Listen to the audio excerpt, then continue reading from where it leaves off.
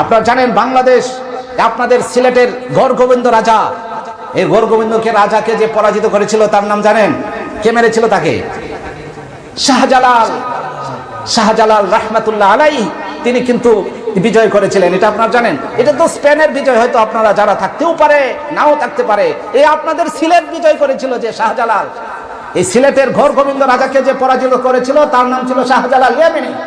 এই শাহজালাল রাহমাতুল্লাহ আলাইহি যেদিন তিনি গড়গোবিন্দ রাজার সাথে যুদ্ধ করতে এসেছিলেন, তিনি কিন্তু এক হাতে কোরআন ছিল আর এক হাতে ছিল তরবারি, যার কারণে তিনি অল্প সময়ের ভিতরে এই গড়গোবিন্দ রাজাকে পরাজিত করতে পেরেছিলেন। বলেন সুবহানাল্লাহ।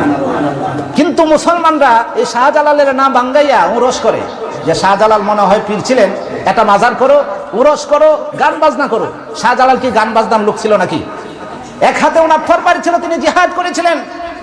এবং কি ইতিহাস আছে যে রাজা গড়গোবিন্দ যখন দেখলেন শাহজালাল আসছে তার সৈনিকদেরকে নিয়ে, তখন নদী থেকে নৌকাগুলি উঠিয়ে দিল যাতে শাহজালাল নদীটা পাড়ি দিতে না পারে।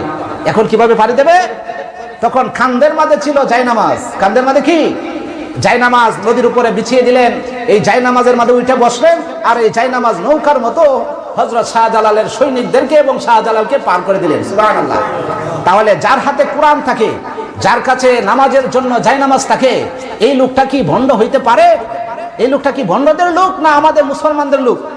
এখনকার শাহজালালের নাম বাঙ্গাইয়া মাজারে যা হয়, শাহজালাল সাহেব কি এরকম ছিলেন নাকি? না, তিনি তো এক হাতে তরবারি নিয়ে যুদ্ধ করতে এসেছিলেন।